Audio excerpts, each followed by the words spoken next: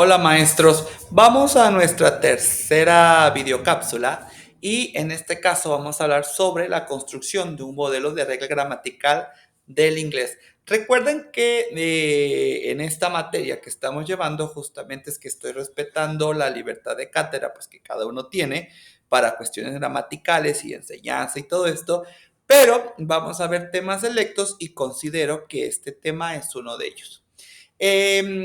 ¿Qué pasa con esto? Bueno, pasa, a ver, la construcción de un modelo, cuando presentamos un modelo de presentación de la regla gramatical, se necesita hacer de manera que se facilite el control funcional de las estructuras. Es decir, la regla gramatical que vamos a enseñar necesitamos que todos nuestros estudiantes la comprendan. En primer lugar, requiere, pues obviamente, ya lo habíamos hablado en la clase virtual, de una clara comprensión sobre el fenómeno del lenguaje que constituye la explicación gramatical. Aquí debemos identificar tres elementos constituyentes de la explicación gramatical: el análisis formal, la explicación funcional y la clarificación lexical. El análisis formal es la parte de la regla que demuestra la forma de la estructura que vamos a estudiar, o mejor dicho, que vamos a enseñar, y su función es esclarecer la forma en cómo se organiza y relacionan entre sí los elementos lingüísticos que se presentan en una estructura propuesta. Un ejemplo claro, que incluso creo ya lo habíamos tocado en la clase virtual, es cuando decimos hay adjetivos que terminan en ed y que terminan en ing. Esto es solo un ejemplo. O sea, es una parte del análisis formal, la explicación de la estructura, y aquí estamos hablando de los adjetivos, ¿cierto? Que ya no se comparan a adjetivos en general, por así decirlo, que es de otra clase. Pero además de tener acceso al análisis formal de una estructura, el estudiante debe de comprender su uso. ¿Qué quiero decir con eso? Cuando estamos enseñando una regla gramatical del inglés, el alumno debe de estar consciente de la forma en cómo se expresa el significado para luego seleccionar un significado preciso entre todas las opciones que brinda el idioma. Esta capacidad de diferenciación entre los significados de una estructura que le permite al estudiante expresar con precisión sus intenciones, pensamientos o sentimientos es la parte básica y necesaria. En la explicación funcional ya se viene dando, o mejor dicho, es la que brinda las condiciones que siempre deben de hacerse presentes en el mundo real y sobre todo, en particular o de manera muy específica, en el contexto de la situación comunicativa para seleccionar pues ciertas formas. Aquí podemos poner otra frase como ejemplo cuando enseñamos ¿qué quieren? Cuando enseñamos el presente simple. ¿Qué les decimos a los alumnos? Usamos el presente simple para indicar una acción habitual o un estado. Aquí, esto es un ejemplo clarísimo de la explicación funcional. Y es que creo, no sé, ustedes me van a decir, o bueno, ya cuando tengamos la clase virtual, me van a decir esto, me van a decir sí, profe, no sé cómo ustedes los consideren maestros, pero creo que la explicación funcional es la parte más difícil de la explicación gramatical en muchos casos debido a que, debido a la dificultad que se presenta cuando establecemos con cierto grado de precisión y con cierto grado de utilidad pedagógica los criterios que apuntan al uso de algunas estructuras. Las condiciones que acompañan el uso de una estructura pueden involucrar algunas consideraciones muchas veces complejas y sobre todo lo que ya habíamos platicado en la clase virtual sobre las complicadas relaciones de tiempo y sobre los supuestos y presupuestos de quien habla y de quien escucha. Acá podemos tomar como ejemplo muy claro el artículo definido en inglés. ¿Por qué? Porque para dicha estructura los criterios funcionales de uso son muy complicados. Aquí a mí a veces me toca decirle a los alumnos cuando es el no usar o sí usar. Muchas veces prefiero que entiendan el contexto del artículo determinado a meterlos de lleno a explicaciones gramaticales que no van a servir de nada y que los van a terminar confundiendo. Y llegamos al punto, maestros, que es la clarificación lexical. La clarificación lexical es el tercer elemento obligado para la presentación de la regla gramatical en inglés, porque en ciertas estructuras ya es un aspecto esencial de la explicación funcional. Si el estudiante quiere usar correctamente las estructuras, obviamente debe de conocer el significado lexical de diversas formas alternativas. Temas como, en inglés obviamente, los pronombres indefinidos, los verbos modales, los adverbios de frecuencia, las expresiones de cantidad, requieren del uso, no excesivo, pero sí bastante clarificado, de esto, del léxico. Como ejemplo, es cuando, digo, y así con lo que les vengo dando, cuando explicamos, el verbo modal can indica habilidad. Híjole, es que entonces, ¿cómo le explicas al alumno qué es habilidad y qué es poder? ¿Qué significa el verbo can? Pero yo digo, tengo la confianza y aunque no conozca de todos ustedes el trabajo que realizan, tengo la confianza que saben a lo que me estoy refiriendo y están entendiendo esta cuestión del tema. Y fíjense que una vez que comprendemos los elementos que constituyen la explicación gramatical, podemos avanzar con algunos lineamientos para su formulación.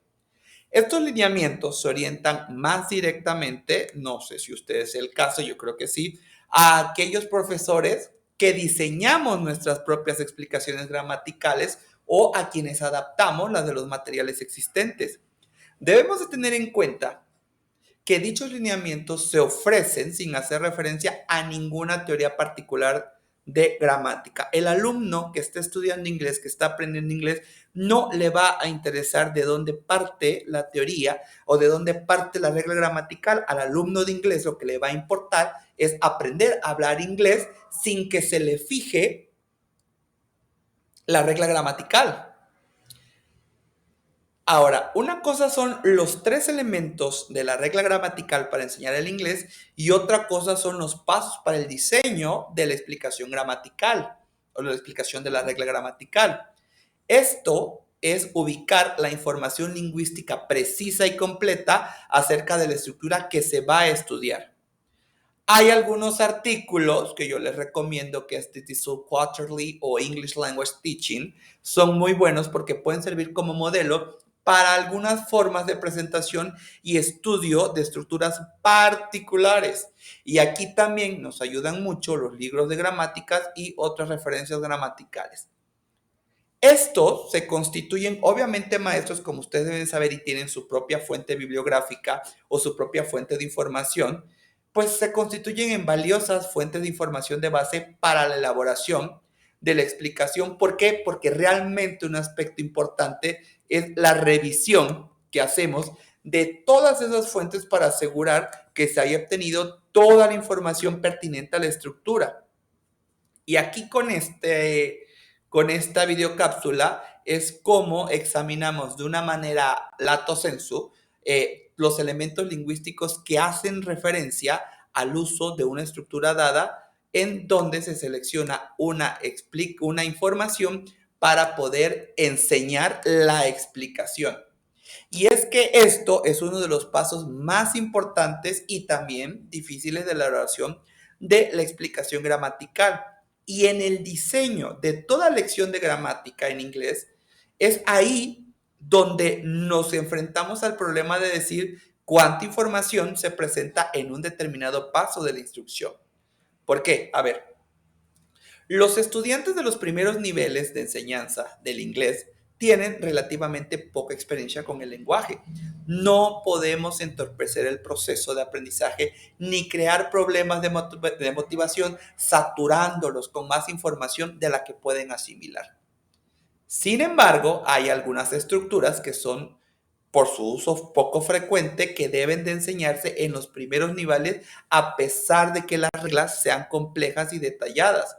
Yo les decía que es el caso del artículo definido o tal vez, ¿por qué no?, el tema del presente perfecto, donde tenemos que establecer un número limitado de reglas, en especial las reglas funcionales. Aquí les puedo hacer referencia a cuánta información debo de presentar en la explicación gramatical en los primeros niveles o cuánta información de experiencia gramatical debe de presentarse o proponen mis autores favoritos, mi editorial favorita,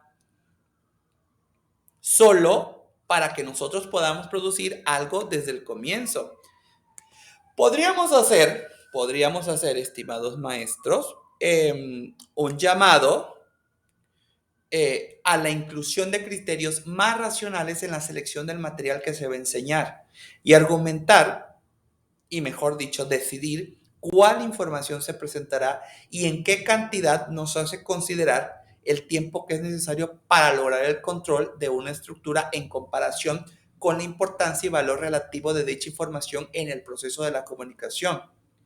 Si tenemos esto en cuenta, esto que les acabo de decir, entonces me podrían decir, a ver, maestro, parece entonces una pérdida del tiempo todo lo que le he invertido en enseñanza de las múltiples condiciones del artículo definido, porque es una estructura muy difícil para la mayoría de los estudiantes.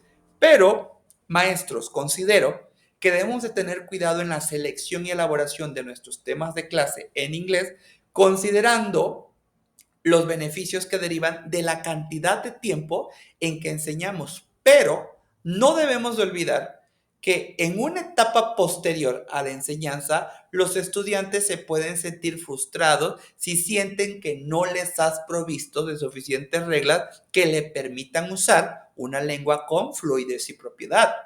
Es aquí donde creo que podemos aplicar los conceptos de movimiento en espiral para el diseño y secuencia de nuestras lecciones gramaticales en general y también, ¿por qué no?, para la presentación de las reglas dentro de esas lecciones en particular. Y no sé si han escuchado, y con esto vamos terminando, porque la videocápsula es de tiempos.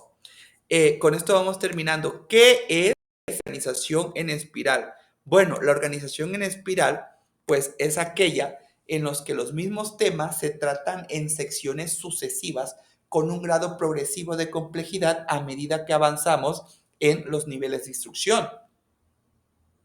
Un ejemplo del movimiento en espiral puede ser la enseñanza del inglés perfecto. ¿Cómo podemos entender este movimiento de espiral a manera práctica de enseñar el inglés perfecto en inglés? A ver, si nosotros queremos describir tres funciones del del presente perfecto en inglés, vamos a hacerlo. ¿Por qué no? 1.